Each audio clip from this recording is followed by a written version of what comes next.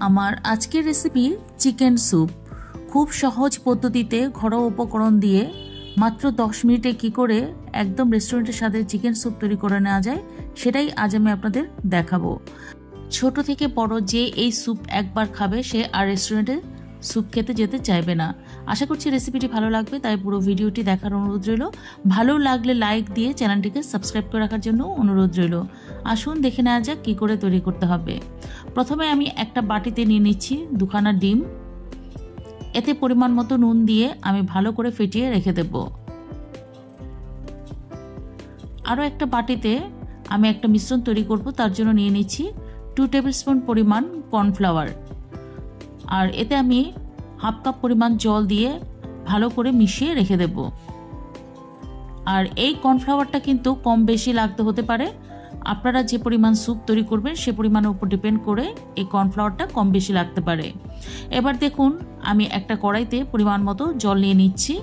আর soup আপনারা যে পরিমাণ তৈরি করবেন সে পরিমাণে কিন্তু জলটা নিয়ে নিতে হবে। এখানে আমি 6 বাটির মতো স্যুপ তৈরি করব, আমি সেই পরিমাণে জল নিয়ে নিলাম। এবার এতে আমি 1 কাপ পরিমাণ বোনলেস চিকেন দিয়ে দিলাম, আর দিয়ে দিলাম হাফ কাপ পরিমাণ গাজর, আর দিয়ে দিলাম পরিমাণ মতো নুন, গোলমরিচের গুঁড়ো, আর দিয়ে দিলাম হাফ চামচ রসুন পেস্ট আর হাফ চামচ আদা পেস্ট। এবার সব কিছুকে নেড়ে চেড়ে ভালো করে মিশিয়ে দিয়ে আমি ঢাকা দিয়ে রান্না করে নেব এবং চিকেনটাকে সম্পূর্ণ সেদ্ধ করে নেব। খানিকক্ষণ পর ঢাকাটা খুলে নিলাম। দেখুন চিকেনটা কিন্তু সম্পূর্ণ সেদ্ধ হয়ে গিয়েছে। এবার আমি চিকেনগুলোকে তুলে নেব। গ্যাসটাকে অফ করে দিতে হবে, তারপর চিকেনগুলোকে তুলে নিতে হবে। চিকেন সেদ্ধ হয়ে যাওয়ার পর এই স্যুপটা তৈরি হতে 10 মিনিটের মতো সময় লাগবে। দেখুন আমি চিকেনগুলো তুলে নিয়েছি।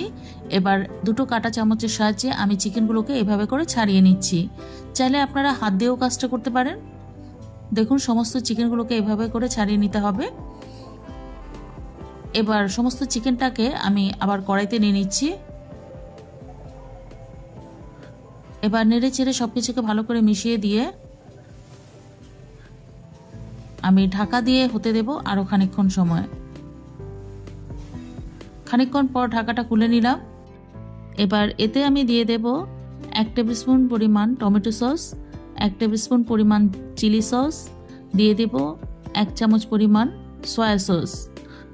আর আমি এখানে লাইট সয়া সস ব্যবহার করেছি। এবার সমস্ত সস দেওয়া হয়ে গেলে আমি যে কর্নফ্লাওয়ারের মিশ্রণটা তৈরি করে রেখেছিলাম সেই মিশ্রণটাও দিয়ে দেব। এবার নেড়ে চেড়ে এই কর্নফ্লাওয়ারটাকে স্যুপের সঙ্গে ভালো করে ফুটিয়ে নিতে হবে। দেখুন কর্নফ্লাওয়ারটা কিন্তু ফুটে উঠেছে। এবার এতে আমি দিয়ে দেব যে ডিমটা ফেটিয়ে রেখেছিলাম সেই ডিমটা। আর ডিমটা আমি কিভাবে দিচ্ছি আপনারা দেখে নিন। এক হাত দিয়ে অল্প অল্প করে ডিমটাকে ঢালতে হবে আর হাতার সাহায্যে ভালো করে নাড়িয়ে দিতে হবে। খেয়াল রাখতে হবে যেন জিনিসটা জমাট বেঁধে না যায়। এভাবে করে সমস্ত ডিমটা দেওয়া হয়ে গেলে নেড়ে চেড়ে ভালো করে মিশিয়ে দিতে হবে, তারপর খানিকক্ষণ ফুটিয়ে নিতে হবে। এই সময়তে আমি এখানে পেঁয়াজ কুলি দিয়ে দেব 2 টেবিল স্পুন পরিমাণ।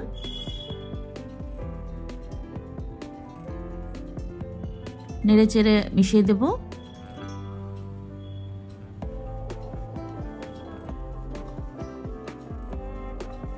দেখুন এর ঘনত্বটা এরকম হবে। স্যুপ সাধারণত এরকম ঘন খেতেই বেশি ভালো লাগে, তবুও আপনারা যে পরিমাণ ঘনত্ব রাখতে চান সেই পরিমাণ অনুযায়ী আপনারা এখানে কর্নফ্লাওয়ার দিয়ে নিতে পারেন। এবার দেখুন এখানে আমি দিয়ে দিলাম 1 টুকরো বাটার, আর দিয়ে দিলাম গন্ধরাজ লেবুর পাতা। আর এই গন্ধরাজ লেবুর পাতা দেওয়াতে খুব সুন্দর একটা সুগন্ধ হবে।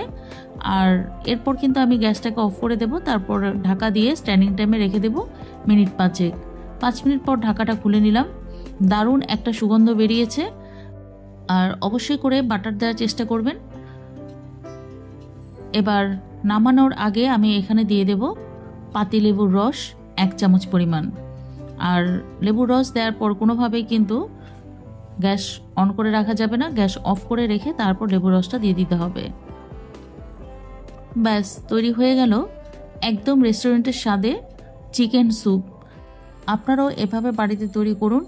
আর সবাইকে পরিবেশন করুন আর কমেন্ট বক্সে কমেন্ট করে জানান রেসিপিটা আপনাদের কেমন লাগলো। আশা করছি এই রেসিপিটি ছোট থেকে বড় সবারই খুব ভালো লাগবে। তাই রেসিপি ভালো লেগে থাকলে ভিডিওটিতে একটি লাইক দিয়ে চ্যানেলটিকে সাবস্ক্রাইব করে রাখার অনুরোধ রইল। পাশে থাকা বেল বাটনটিকে অবশ্যই করে প্রেস করে দেবেন আমার নতুন নতুন রেসিপি নোটিফিকেশনগুলো পাওয়ার জন্য। আমি কিন্তু এরকম অনেক রকম স্যুপের রেসিপি আমার চ্যানেলে শেয়ার করেছি, সেগুলো আপনাদের খুবই পছন্দ হয়েছে। আজ তাহলে চলি বন্ধুরা, নতুন কোনো রেসিপি নিয়ে আবার চলে আসবো। ততদিন পর্যন্ত সবাই খুব ভালো থাকবেন। অসংখ্য ধন্যবাদ।